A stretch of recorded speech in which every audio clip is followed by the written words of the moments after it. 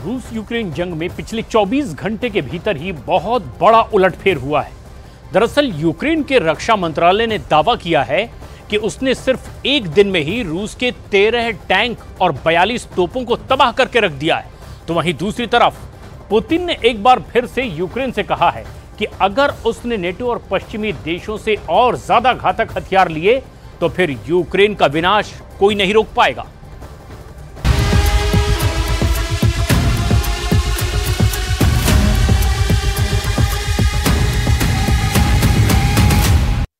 За победу! Ура!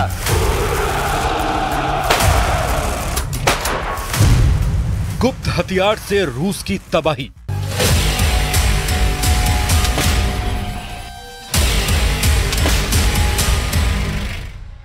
सात मई 2024 को पुतिन ने 5वीं बार रूस के राष्ट्रपति की शपथ ली और शपथ के ठीक 3 दिन बाद 10 मई 2024 से यूक्रेन पर तूफानी हमले शुरू कर दिए। इधर अपने टॉप कमांडरों के साथ राष्ट्रपति ज़ेलेंस्की वॉर रूम में नक्शे में यह समझने की कोशिश कर रहे थे कि यूक्रेन के पूर्वी शहरों को कैसे बचाया जाए।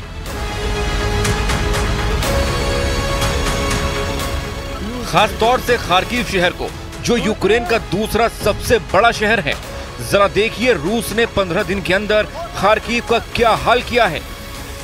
तबाह शहर, लाशों का अंबार और यूक्रेनी सैनिकों के ताबूत साबित कर रहे हैं कि पुतिन ने 820 दिन बाद सबसे बड़ा हमला यूक्रेन पर किया है।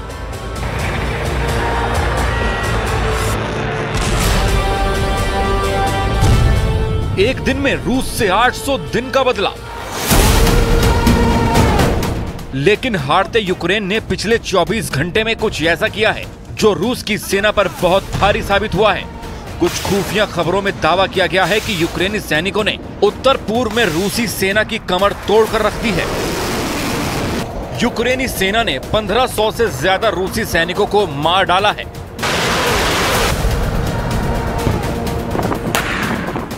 यूक्रेनी सेना जो दावे कर रही है वो हैरान करने वाले हैं। जरा देखिए कैसे यूक्रेनी रक्षा मंत्रालय के दावों के मुताबिक तूफानी हमला करने वाली रूसी सेना पर यूक्रेनी सेना ने सबसे घातक हमला किया है। यूक्रेनी सेना का दावा है कि महज एक दिन में रूस सेना के घातक हथियारों को बहुत बड़ी संख्या में यूक्रेन ने तबाह किया है। यूक्रेन की तरफ से ये नहीं बताया गया कि यूक्रेन ने किस हथियार से रूसी सेना के हथियारों को बर्बाद किया है, लेकिन इतना जरूर बताया है कि यूक्रेन ने एक खास हथियार से एक ही दिन में रूस की 42 तोपों को तबाह कर दिया, जबकि रूस के 13 घातक टैंक यूक्रेन ने उड़ाने का दावा किया है। वहीं रूस के 27 बख्तरबंद वाहनों को भी यूक्रेन ने नष्ट करने का दावा किया है। ये हमले यूक्रेन ने उत्तर पूर्व की तरफ तेजी से बढ़ रही रूसी सेना पर किए हैं।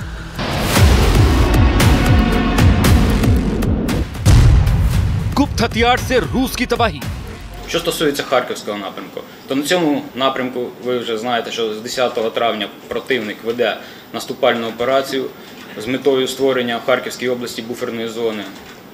На сьогодні обстановка там стабільна і контрольована, противник зупинений, по ньому наноситься вогневе ураження, а також плануються і проводяться силами оборони наступальні штурмові дії щодо відновлення втраченого положення. अब आप ये भी जान लीजिए कि रूस ने महज 15 दिन में यूक्रेन को कितना नुकसान पहुंचाया है और अब तक यूक्रेन के कितने हिस्से पर रूस ने कब्जा कर लिया है। रूस यूक्रेन के उत्तर और उत्तर पूर्व इलाके पर सबसे तेज और सबसे बड़े हमले कर रहा है। रूसी सेना 10-10 की टुकड़ियों में हमले कर रही है। इस वक्त ज्यादा बेहतर और बड़ी संख्या में रूसी तोपखाने और टैंक खार्किव पर हमले कर रहे हैं। पिछले 24 घंटे में खार्किव में रूसी मिसाइल हमले में, जिसमें दर्जन भर से ज्यादा लोग मारे गए, रूस ने अप्रैल से पूर्वी मोर्चे पर हमले तेज कर दिए हैं। दावा किया जा रहा है कि 800 दिनों से ज्यादा की जंग में रूस ने 18% से ज्यादा यूक्रेनी इलाके पर कब्जा कर लिया है।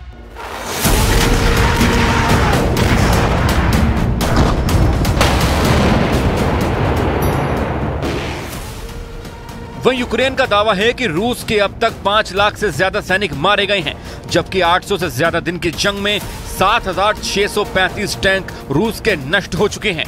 वहीं रूस की 14,775 बख्तरबंद लड़ाकू वाहन यूक्रेनी सेना ने उड़ा दिए हैं।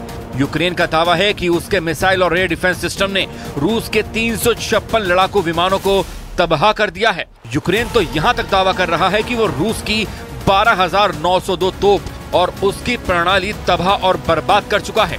Дорогі українці, українки, сьогодні довгий день. Вранці Харків був на місці влучання російських ракет по одному з найбільших українських видавничих комплексів. Це просто жахливо.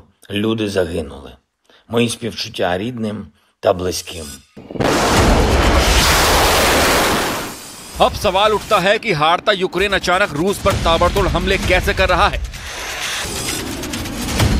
भारी हथियार और फाइटर जेट्स को तरस रहा यूक्रेन भीषण पलटवार रूस पर कैसे कर रहा है।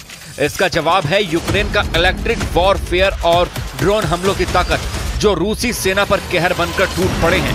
जरा ये वीडियो देखिए। रूस यूक्रेन जंग से आए इस वीडियो को देखिए, जिसमें यूक्रेनी ड्रोन को रूसी सैनिकों पर बम गिराते हुए दिखाया गया है, जबकि वो रूसी सैनिक तेजी से तबाह इमारतों में छिपने की कोशिश कर रहे हैं। फुटेज में रूसी सैनिकों को यूक्रेनी ड्रोन बम की चपेट में आने से पहले तबाह इमारतों में छिपते हुए देखा जा सकता है। तस्वीरें 24 मई 2024 की हैं। इस वीडियो को यूक्रेन के सशस्त्र बलों के ग्राउंड फोर्स के हेडमैन इवान व्योस्की के नाम पर 58वीं सेपरेट मोटराइज्ड इन्फेंट्री ब्रिगेड से हासिल किया गया है। यूक्रेन के 58वीं सेपरेट मोटराइज्ड इन्फेंट्री ब्रिगेड के ड्रोन बम वर्षकों के एक्सपर्ट्स ने रूसी सैनिकों पर हमला किया है। अभी ये पता नहीं चल पाया है कि इस ड्रोन हमले में कितने रूसी सैनिक मारे गए हैं, लेकिन इससे साफ पता चलता है कि यूक्रेन की ड्रोन फोर्स चुन चुन कर रूसी सैनिकों और उनके हथियारों को नष्ट कर रही है। За победу! Ура!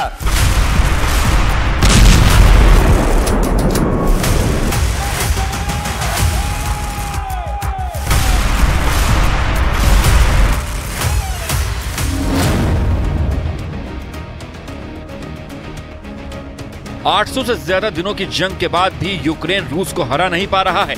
800 दिन बाद भी यूक्रेन रूस के कब्जे से अपनी जमीन छुड़ा नहीं पा रहा है। वहीं दूसरी तरफ 800 दिन बाद रूस ने यूक्रेन के 1,19,000 किलोमीटर इलाके पर कब्जा कर लिया है। भले ही यूक्रेन दावा करे कि उसने 5 लाख के करीब रूसी सैनिकों को मार डाला है, लेकिन हकीकत में रूस जमीन पर यूक्रेन और 32 देशों से बने नेटो पर बहुत भारी पड़ रहा है। इस वक्त यूक्रेन रूस से जंग जीतने के लिए नहीं लड़ रहा, बल्कि खुद को बचाने के लिए रूस से मुकाबला करने की कोशिश में जुटा है। यूक्रेन के खार्किव और अवदीविका पर रूस ने वैसे भी अपना कंट्रोल बना लिया है, लेकिन इधर अमेरिका और नेटो से आने वाले हथियारों का इंतजार कर रहे राष्ट्रपति ज़ेलेंस्की ने रूस के खिलाफ आखिरी दांव भी खेल दिया है।